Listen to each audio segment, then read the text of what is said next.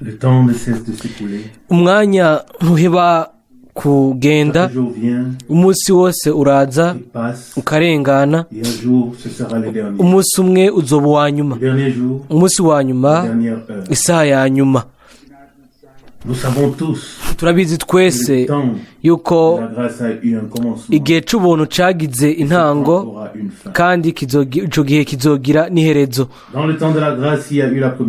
mu gihe cy'ubuntu habaye umunsi wa mbere, haba indwi ya mbere, birabandanya uko. ubu rero igihe nacyo gitanguye kugabanuka. tuzoshikira umwaka wa nyuma, dushikira ukwezi kwa nyuma, dushikira indwi ya nyuma, dushikira umunsi wa nyuma, dushikira isaha ya nyuma.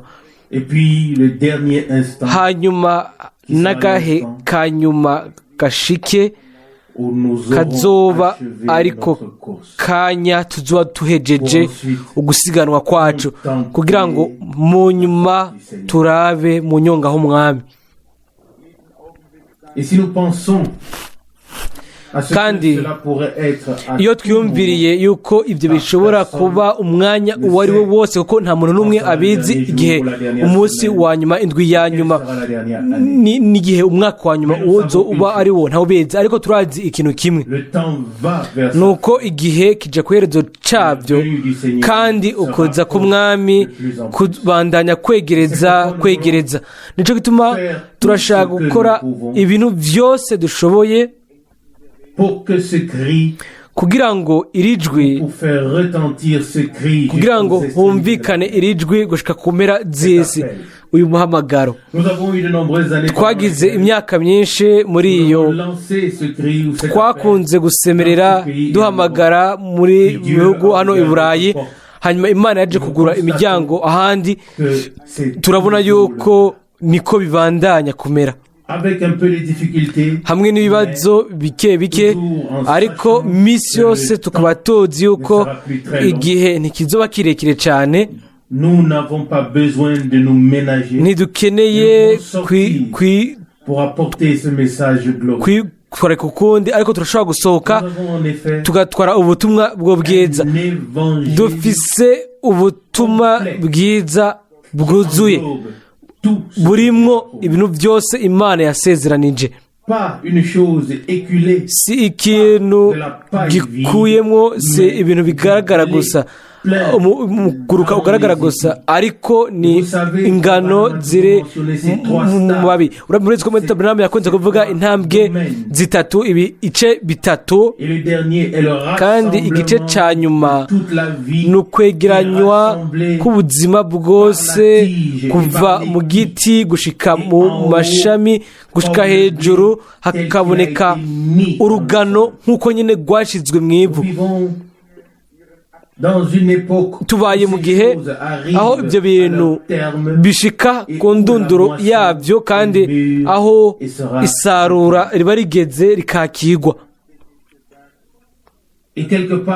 kandi ahantu kanaka muri Data Ewald yaravuze ko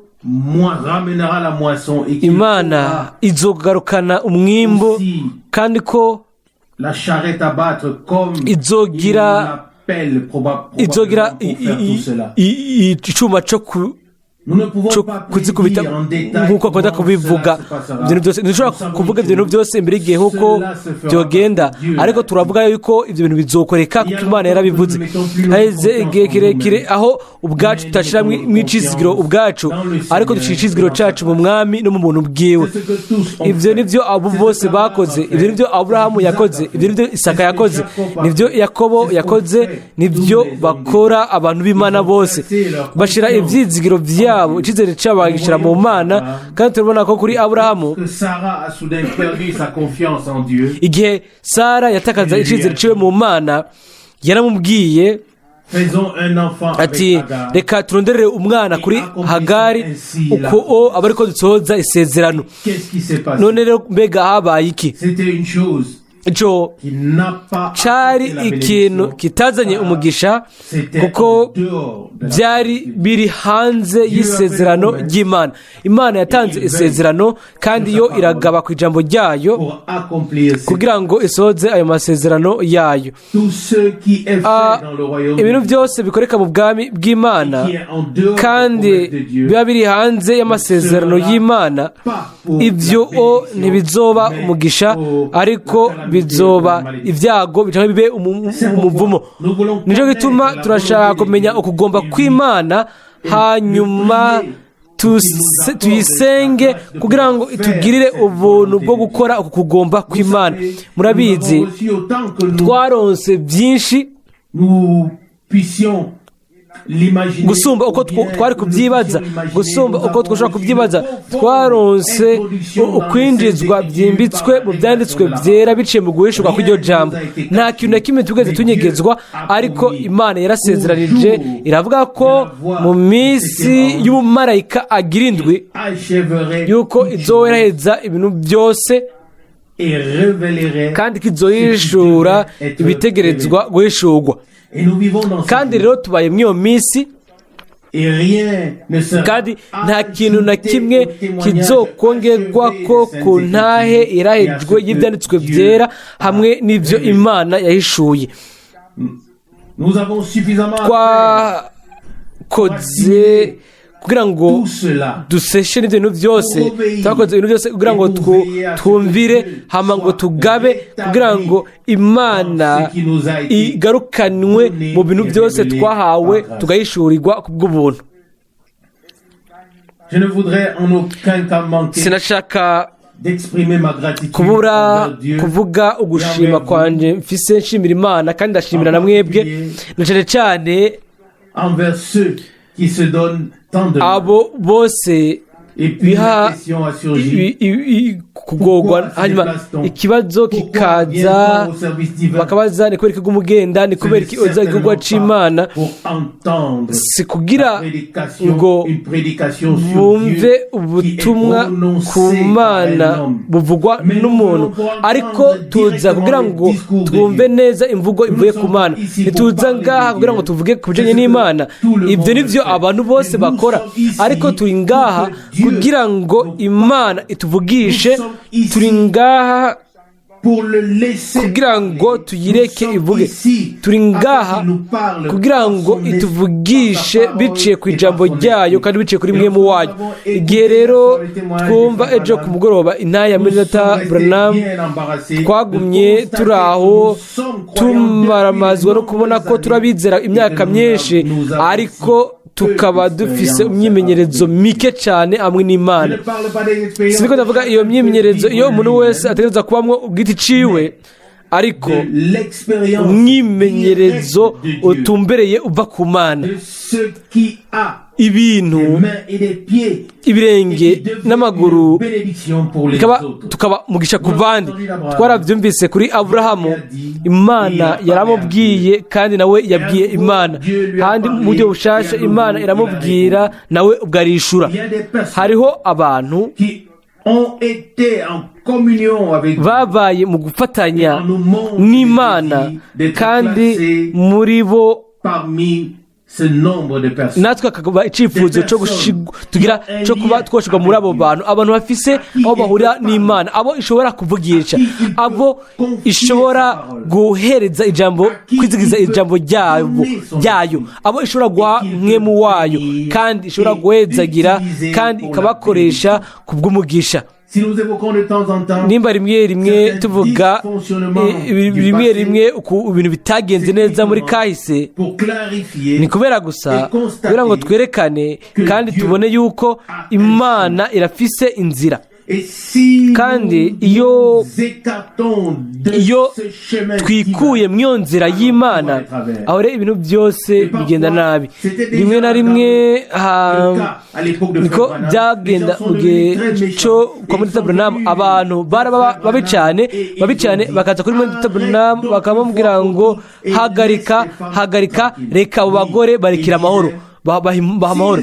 Hanyuma akavuga ngo yaba baratahuye icyo Imana ishaka kubabwira nobazaniye ikindi kintu kindi, ariko n'ubu ntibarabitahura. Ibyo rero si ibintu byoroshe. Mbega mwiyumvira ko ibyo byabaye byoroshye kuri Pawulo igihe yategerezwa kubaha itegeko ry'umwami ngo acecekeshe abagore mu ishengero? Mbega mwiyumvira yuko ibyo byamutumye amenyekana? Oya, nta na rimwe. Ariko ibi nibyo nshaka kubabwira. Igihe abagore bacecetse byose biraceceka, bisigaye byose biraceceka. Kandi uko gutekana kuva ku Mana turagukeneye cyane kandi cyane kandi byihutirwa. Ntimwibaze yuko Imana yigeze itanga ibwirizwa na rimwe idafite impamvu bitanze.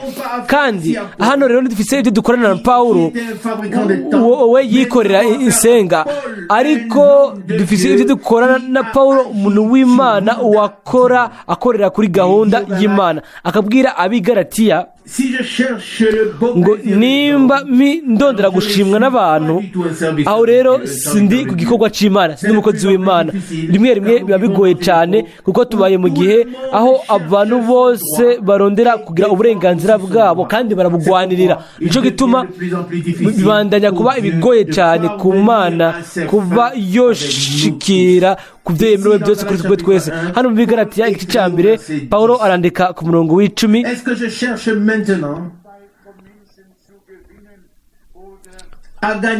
mbega ubu n'ishimwe ry'abantu ngomba canke ni iry'Imana? Cyangwa se ndondera kunezereza abantu? Atoya, iyo mba nkinezereza abantu simba ndumugurano wa Kristo. Ico ni ikintu kimwe. Dushobora mu mwanya umwe guhimbara Imana ngo duhimbare n'abantu, dushimwe n'abantu, duhimbare abantu bamwe.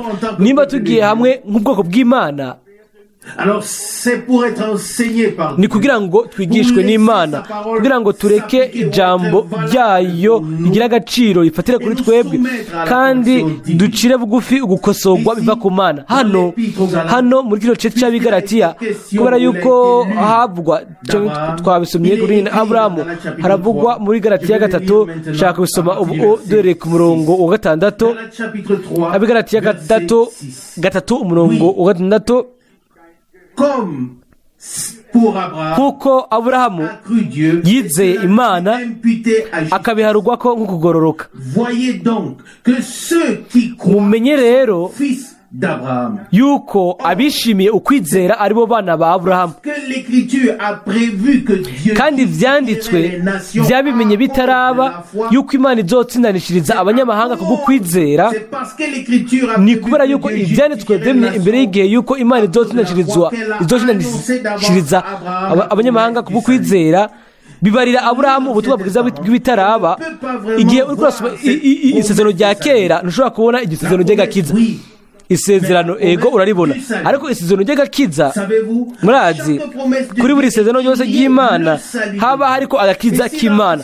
Kandi mu isezerano rya kera handitse isezerano, kuko bisa mu isezerano rishasha isezerano ry'Imana ryaba rifatanye n'iryo sezerano riri mu isezerano rya kera. Mbega byagenze gute? Igihe Imana yasezerana Aburahamu ngo inyuma y'imyaka 400 nzosora urubyaro rwawe mu gihugu cy'abanyamahanga, agakiza k'Imana bagahawe kandi barasohotse, kandi Imana yarabahezagiye, kandi yari kumwe nabo, kandi yarabarongoye.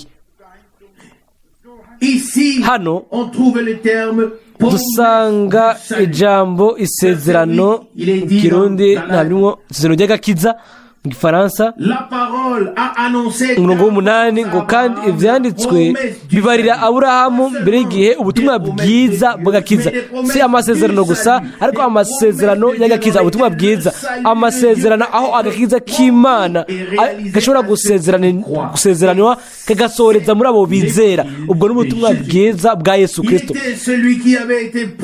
Niwe yari yarasezeranijwe kandi niwe yaje, kandi muri we amasezerano yose y'Imana ni ego kandi ni amen, biciye kuri Yesu Kristo umwami wacu kuri twebwe. Nimba ibyo twarabifashe mu kwizera, atari amasezerano gusa ariko amasezerano y'Imana arifise agakiza k'Imana muri yo, kandi natwe twebwe abaronse iryo sezerano ry'Imana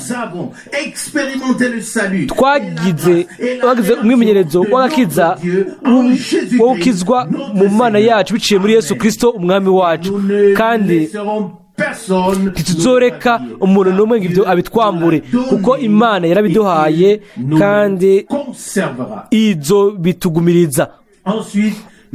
Turasoma rero hano ku murongo wa 14,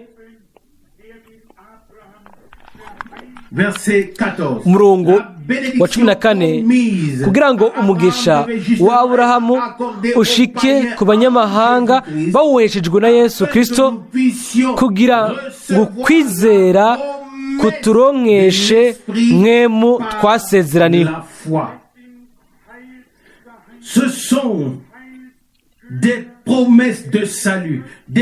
Aya ni amasezerano y'agakiza, ni ubutunzi bw'agakiza, ni ibintu by'Imana, nibyo twahawe, twasezeranijwe kandi twabiheshejwe na Yesu Kristo kubwo buntu. Uko niko twabisomye hano mu Galatiya 3:14 ngo kugira ngo umugisha wa Aburahamu ushike ku banyamahanga, ushobore guhabwa abanyamahanga biciye kuri Yesu Kristo. Rero mu isezerano iryo Imana yahaye Aburahamu hari harimwo agakiza, harimwo ubuntu, harimwo ikigongwe, kwari uguhonja ku isezerano rishasha iry'Imana yari igiye kugirana natwe. Twarabyumvise, Aburahamu yatanze ibimazi, hanyuma umwijima uraza. Mbega byagenze gute igihe Kristo yabambwa? Izuba ryatakaje kumurika kwayo, umwijima uraza, ibitandara biramenagurika, isi iranyiganyiga, ariko isezerano ry'Imana ryo ryabaye hamwe n'abantu. Hanyuma inyuma y'uwo mwijima, amen, umuco, igitondo cy'umuco gihoraho cyaraserutse kuri abo bose bizera Yesu Kristo. Muri ibyo bintu byose dufise ubutumwa bwiza, dufisemwo ubuntu, dufisemwo agakiza. Ibyo bintu byose byamaze kuba birimo uko nyene. None byagenze gute? Imana yari yashinze igihe gishinze ku bintu byose, kandi ico gihe ntiyabishuye, ariko ibyo bintu si ico gihe gusa, ariko yahishura ico kintu. Kandi uko niko uyu munsi turashobora kuraba inyuma kandi tukabona uburyo ubwo ari bwo Imana yasohojemo ibintu. Jewe ubwanje nagize umutima wiyegeranije igihe umwami yafatanya ku byo mwene data Branham yari yamusezeranije, akamusaba, hanyuma akamubwira ati wagumije neza isezerano ryawe cyangwa ibyo wiyemeje. Hanyuma rero ati ego. Hanyuma inyisho iraza iravuga ngo ndumuremyi w'ejuru nese, nanje ngumya ibyo nsezerana, kandi sinzigera ndaguheba, kandi sinzigera kureka. Mbega ibyo byari biki? Ubwizigirwa bw'Imana. Nta muntu n'umwe ashobora kubivuga ko. Pawulo arabivuga nk'uko, akavuga ngo nubwo twe twuba abatizigirwa, we aguma ari umwizigirwa, kuko ntashobora kwihakana ubwiwe. Iyo niyo Mana yacu, iyo niyo twizera. iyo niyo yamenye ibyo yari kirakora imbere y'uko itangura gukora icyo ikora. Amen. Yafashe izo ngingo z'agakiza mu bihe bidashira. Turabona ko bisa bigaragara inyuma neza neza muri no runganwe ijambo ry'Imana rirasohoza mu buryo butangaje kubw'ubwoko bwano kwese bw'Abisirayeli. Nta bushobozi bw'umwanzi hano kwese, nta ngingo za ONU.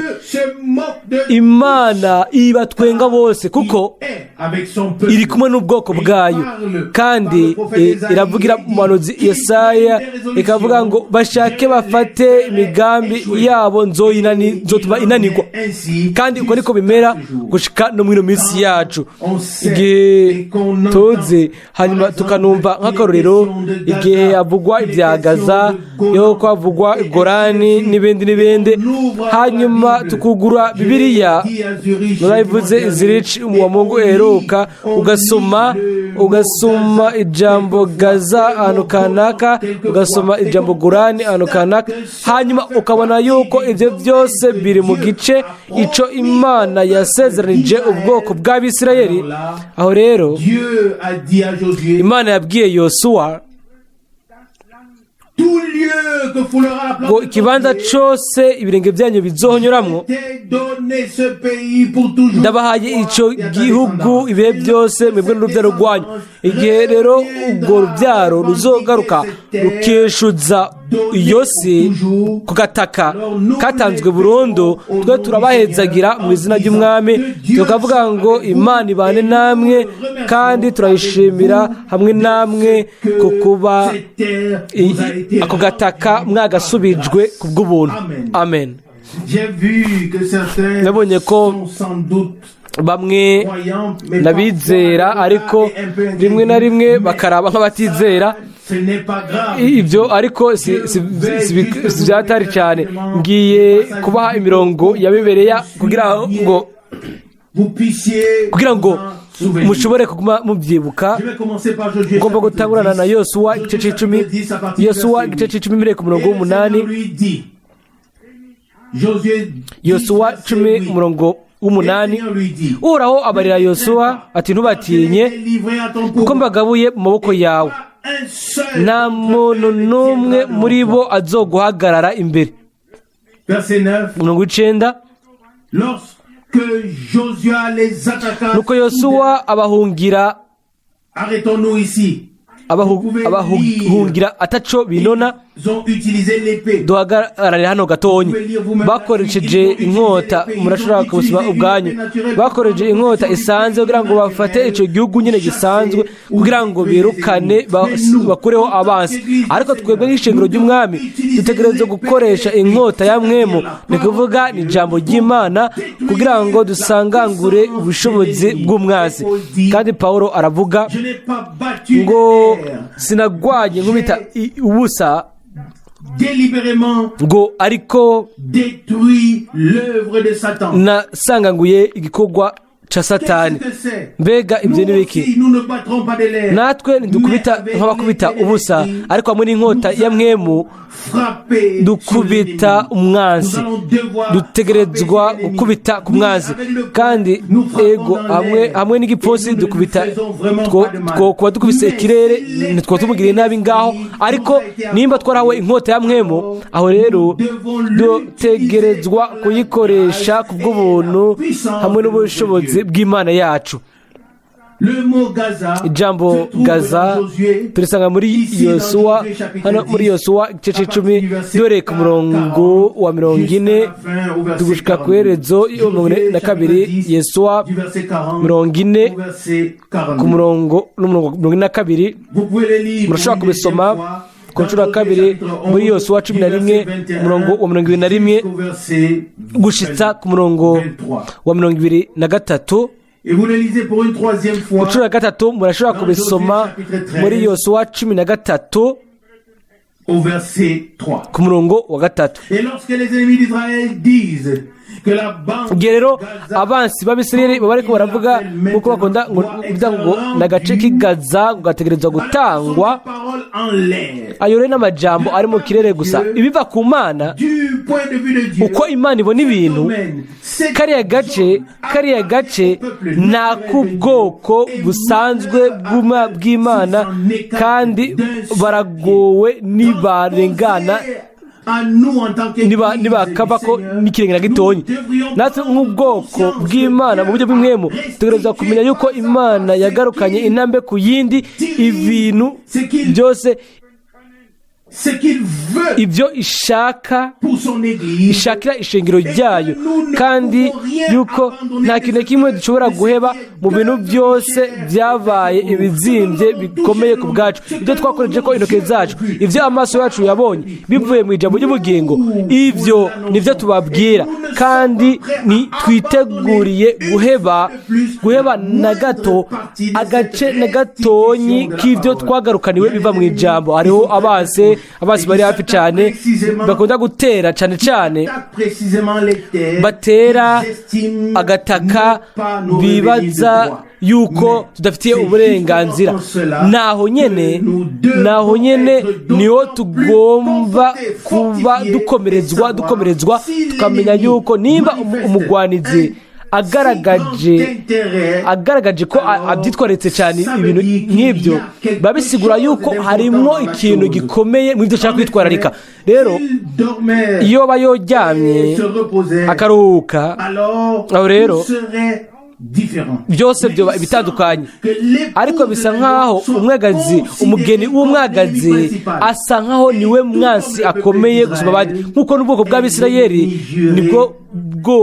niwo mwansi akomeye bagira, ariko ubwoko ubwabo uko buri si umwansi, ariko nabahezeguwe n'umwami, ariko ababakikije bose bacitse abansi babo. ariko Imana yakuyeho ubwansi biciye ku mwami wacu Yesu Kristo. dutegerezwa gutahura yuko umuntu yemeye akemera ugucungurwa, akemera ukwiyuzuza, umuntu wenyine ubwiwe yaronse ikigongwe, afise ikigongwe kuri bose. Pawulo yarabajije muri kiriya gihe ngo ni inshuro zingahe ntegerezwa kubabarira, mbega inshuro indwi zirahagije? umwami aramubwira ngo inshuro 70 kugwizwa indwi. hanyuma tuba tugeze ku nshuro 490. ibyo nibiki? umuntu afise ikigongwe nta kundi kuntu bigenza kiretse kubabarira, kandi nankeka nabivuze ejo mu isengesho dukora mu bikorino bimwe mu bikorino wa 13, urukundo ntigwitaho kubona ibibi. umurande rumwe urashobora kuba ubabajwe, ku rundi ruhande bikaba bidahari. kubera iki mbega? kubera yuko n'umugwanizi yabikoze, kandi ibyo umugwanizi akoze birarenga. ariko twebwe twitwararitse gusa ibyo Imana ikora. jewe sishaka gufatana n'ibintu by'umugwanizi akora, shaka gufatanya n'ibyo Imana yakoze. kandi turashobora kuvuga yuko Imana yakoze ibintu bihambaye. yabohoye ubugingo bwacu, abukura mu mahonero, atwambika ubuntu n'imbabazi. si gusa ijambo ryavuzwe gusa, ariko ni ibikorwa by'Imana, ifatika by'Imana, kandi turashaka kubihagarara ko n'imitima yacu yose duhesha icubahiro Imana mu kwizera. amen. twoba dukikijwe n'abanzi, ibyo ntacyo bivuze, ariko nubwo biri uko dufise isezerano riva ku Mana. twabonye isezerano ry'Imana risoreza muri Kristo. muri we byacitse by'ukuri. havuzwe agakiza imyaka 4000, muri Kristo agakiza karaseruka. uko niko ubuntu bw'Imana niko bwaserukiye bose bubazanira agakiza abantu. Mbega ibyo byanditse he? Mu gice muri Tito kabiri, iryo jambo ritegereza kuba riri muri Tito kabiri umurongo wa 11. Nibyo mundeke ndabisome ndabibonye nehose kugira ngo ego nyine ni muri Tito kabiri 11, kuko ubuntu bw'Imana bwaserutse buzanira abantu bose agakiza. Mbega ibyo ni bike? Abantu baravugishwa ku gakiza k'Imana, bakavugishwa kuri Mesiya, bakavugishwa ku gakiza. Ariko hano aranditse ngo ubuntu bw'Imana bwaraserutse, ubuntu bw'Imana, akiza k'Imana karaserutse. Umwami wenyine ubwiwe yaraserutse, nk'uko byanditswe mu muhanuzi Yesaya ngo umwami wenyine ubwiwe ari azizira abahe agakiza. Mbega baramaze kubisoma, ibyo bitegereza kuba biri mu gice cya 40. Igihe iryo jambo ryagira gusoza kwaryo, abo bantu bizera baranezerwa n'imitima yabo yose. Mureke ndabe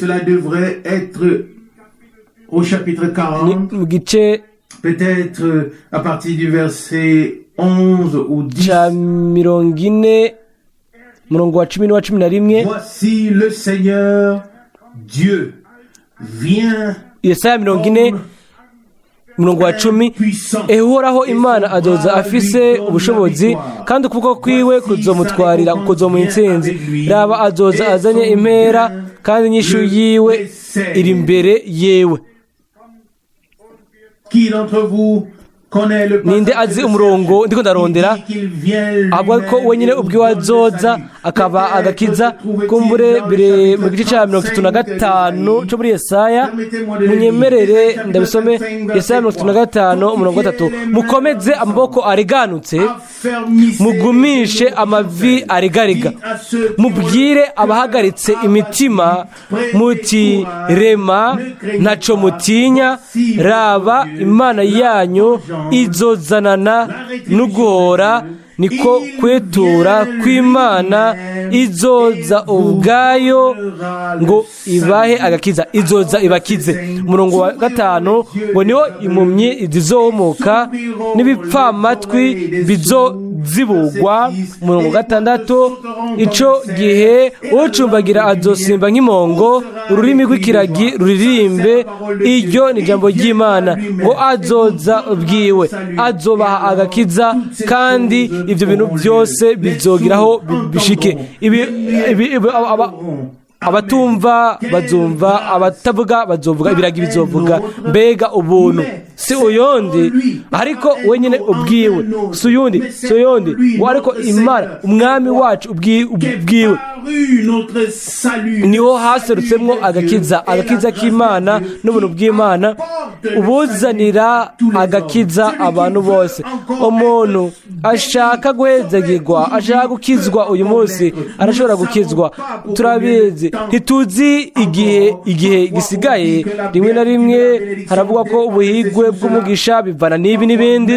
Rimwe na rimwe ngo bivana ngo n'uyu mugwi w'idini n'uyu wundi, ariko ubuhigwe bw'umugisha buri gusa mu Mana y'amahigwe. Nico gituma tuza kuri yo, kubera yuko yo yaje kuri twebwe, kandi tukaba twararonse tukemera agakiza n'ubuntu muri Yesu Kristo umwami wacu. Ingene ari byiza ibyanditswe hano muri Yesaya 35 umurongo 3 ngo mukomeze amaboko areganutse, mugumishe amavi aregariga. Umurongo wa 4 mubwire abahagaritse imitima muti mureme, musubirane intege, ntaco mutinya. Raba Imana yanyu. Amen. Ibi uko nuguhumuriza kuva ku Mana ngo raba Imana yanyu.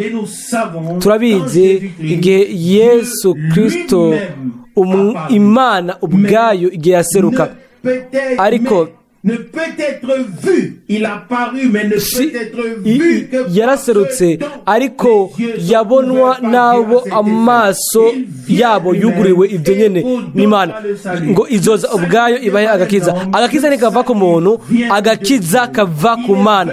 Yaraje muri Isirayeli, yaraje kuri Isirayeli, aza ku Bayuda kandi yabandanije mu banyamahanga. Nico gituma aranditse ngo agakiza kava i Buyuda, mu Buyuda, koko Imana niho yishuriye. Agakiza k'Imana kagaragaye kavuye mu Bayuda gashika mu banyamahanga, kandi ibyanditswe byera biravuga mu byakozwe n'intumwa 13:48 ngo igihe abanyamahanga bumviye ibyo baranezerwa bashimagiza ijambo ry'umwami, kandi abo bose bari bagenewe ubugingo budashira barizera. Amen. Ayo ni amasezerano y'agakiza y'Imana. Si amasezerano gusa, buri sezerano ryose ry'Imana riba rifatanye n'ubuntu bw'Imana n'agakiza k'Imana n'umugisha w'Imana, bifatanye n'ibyo byose Imana iba itanze. Kandi nimba twararonse ayo masezerano y'agakiza y'Imana yacu, aho rero turashobora kuririmba, tukaririmba n'uriya mwanditsi w'indirimbo ngo Bibiliya yacu ivuga agakiza kuzuye. Haleluya. Bibiliya yacu ivuga agakiza kuzuye. Imana nikora igikorwa c'igice, Imana ikora igikorwa gitunganye gikwiye, kandi ku musaraba w'i Karuvari i Golgota, Imana yacu, umwami wacu yarasemereye aravuga ngo byose birasoje, kandi igihozo cyo mu hera kiratabuka guhora hejuru gushika hasi. Ibyo byategereza kutwereka yuko inzira guhera ubwo ihari yuguruye, yuko umuntu ashaka guhura n'Imana arashobora guhura nayo, ariko niye nzira kugira ngo tubishikeko. Si kuzunguruka umusaraba, ariko nibiciye ku musaraba. Igihozo cyo mu rusengero nticyatabutse igihe umwami yakora ibimenyetso n'ibitangaza. Oya, igihozo nticyatabutse igihe yahagarika igihuhose, nticyatabutse igihe yarasangiza imikate abantu ibihumbi byinshi, ariko cyatabutse igihe agakiza k'Imana muri Kristo kaseruka ku bwawe no ku bwanje ku musaraba i Golgota. Amen. Kandi ibyo nibyo twizera n'imitima yacu yose, kandi turabyemera tukabyakira. Pawulo nawe akandikira icete akandika mu Baheburayo akavuga ngo nitwegere twinjirane umunezero ahera mu ijuru. Akavuga ngo ngiyi inzira nshasha kandi nzima iyo yatwugururiye biciye mu gihozo, ni kuvuga mu mubiri wewe. Abaheburayo 10:20. Ingene abo bantu b'Imana bavuga mu buryo butangaje, bavugishwa na mpwemu yera, bagatanga ibyo bahawe n'Imana nko guheshurirwa. Abahanuzi mu Isezerano rya kera, iyo turiko turabiye nk'uko bigaragara kwese, bari abantu ba mbere b'amahirwe mabi turabiye hano kwese, ariko byaba ari iby'igihe gito, kuko baravugishwa bakavuga agakiza, ariko batarakabona agahishurwa. Ariko hanyuma intumwa mu Isezerano rishasha, na twebwe muri rusange, twebwe nk'abizera mu Isezerano rishasha, turabona ubwo buntu bw'Imana muri Yesu Kristo umwami wacu. Nico gituma kubera iki rero handitse yuko ibyagezwe byazanywe na Mose, ariko ubuntu n'ukuri byo byazanywe na Yesu Kristo. Yohana 1:17. Mbega bijanye n'ibiki? Ubuntu bw'Imana, ukurekugwa, ikigongwe, ugucungurwa, agakiza, ibyo bintu byose muri Yesu Kristo umwami wacu, ku bwawe no ku bwanje. Dutahure ibyo amasezerano y'Imana si amasezerano gusa yo muri rusange gusa, ariko n'amasezerano y'agakiza, n'amasezerano arimwo agakiza k'Imana, ubuntu bw'Imana, umugisha w'Imana wawe n'uwanje. Amen. Uko rero niko twakira amasezerano mu kwizera. Iyo twakira ayo masezerano mu kwizera Yesu Kristo, aho rero umugisha wuzuye wa Yesu Kristo turashobora kuwabwa ku bw'ubuntu. Ngo ngiyi Imana yanyu izobaha agakiza. Aho rero abitumva bizumva, ibiragi bizovuga, ibimuga bizosimba. Ubwo ni ubutumwa bwiza bwa Yesu Kristo. Twifuza n'imitima yacu yose ukugarukanwa byuzuye bw'ubutumwa bwiza bw'Imana. Amasezerano yose y'agakiza abona ugusohoza kwayo mu bugingo, mu mwemu no mu mubiri. Ni kuvuga uriya ababarira ibyaha byawe byose, agakiza ubumuga bwawe, indwara zawe zose, akabora ubuzima bwawe mu guhona, akwambika imbabazi nk'igitsibo. Nta kuri twobigenza kiretse gufata iyo nkota ya mwemu kandi tugatangaza agakiza kuzuye muri Yesu Kristo umwami wacu. Wenyine ubwiwe azogaba ku ijambo ryiwe kandi azorisohoza ku bw'ubuntu. Mbega murashima uyu munsi, mbega muranezerwa yo kumenya yuko amasezerano y'Imana atari ay'ubusa gusa, ariko yuko agakiza k'Imana, ubuntu bw'Imana, umugisha w'Imana hamwe n'ibintu byose ibyo Imana yatanga byaba biri muri ayo masezerano y'agakiza y'Imana ku bwawe no ku bwanje. Haba hariho isezerano yuko Yesu azoza kandi yaraje. Muri we hasoje amajambo yose yari yavuzwe kuri we. Uko niko amasezerano yose y'Imana ategerezwa kubona ugusoza kwayo muri twebwe, kuko ni ego kandi ni amen ku bwa Yesu Kristo umwami wacu, kandi ibyo ku bw'icubahiro c'Imana yacu. Muri ubwo buryo nyene,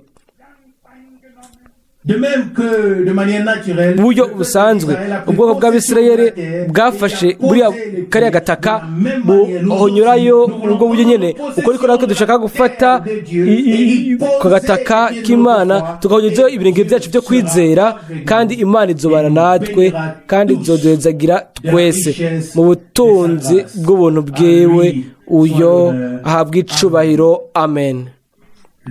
Turahaguruka dusenge. Data uri mu ijuru, ndagushimira n'umutima wanje wose kubwo amasezerano yose y'agakiza, kubw'ubuntu, kubwo ibintu byose waduhaye muri Yesu Kristo umwami wacu.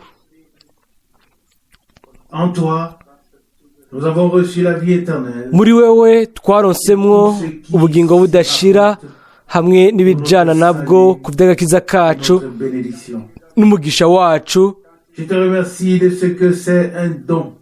Ndagushimira ico arico impano y'Imana, ko atakintu kimwe twari tubibereye ko, ariko turagushimira yuko twabironse kubwo kwizera. Ndagushimira kubwo umwe wese muri bene data no muri bashiki banje, abo bose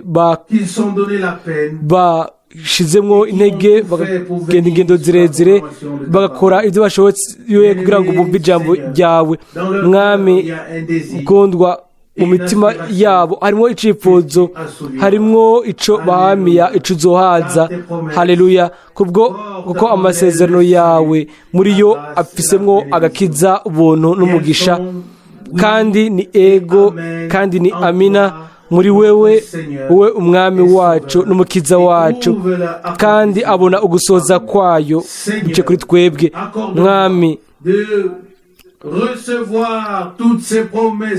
udufashe gufata ayo masezerano yose kubwo kwizera aho rero ndonka agakiza ubuntu n'umugisha sabiye ico kintu nyene bose na cyane cyane kuri abo bamanitse ibiganza byabo mwami ubutumwa bwawe bwiza bushobore guceka ubushobozi bw'Imana kandi abanyabyaha bakizwe abagwaye bakire abo bose baboshe babohoke kandi ushobore kwigaragaza muri bwa buryo nyene nk'uko wabikoze ku ntango mwami ndagusabye ubandanye kuturongora gushitsa aho tuzobona ugusoza kandi tukazamurirwa kuri wewe nk'uko twabyumvise mu weekend waratanguye kandi uzoheraheza haleluya kubw'izina ryawe turasengera bene data bose kuri bashiki bacu bose ahantu hose hari ubwansi ubwango hari umubabaro hari byose uraze uko ibintu byose bimeze mwami ushobore gutabara ushobore kugaragaza impinduka ushobore kurongorera guhindukira kugira ngo twese tuze kuri wewe kandi ntituvuganane bamwe ku bandi ariko tuvugane nawe dushobore kwakira inyicu yawe n'umugisha wawe n'ubuntu bwawe n'agakiza kawe aho rero impumyi zizobona abamugaye bazotambuka ibiragi bizovuga bose bazonezererwa agakiza kawe turagushimira kandi turaguhimbaza mu izina rya Yesu amen.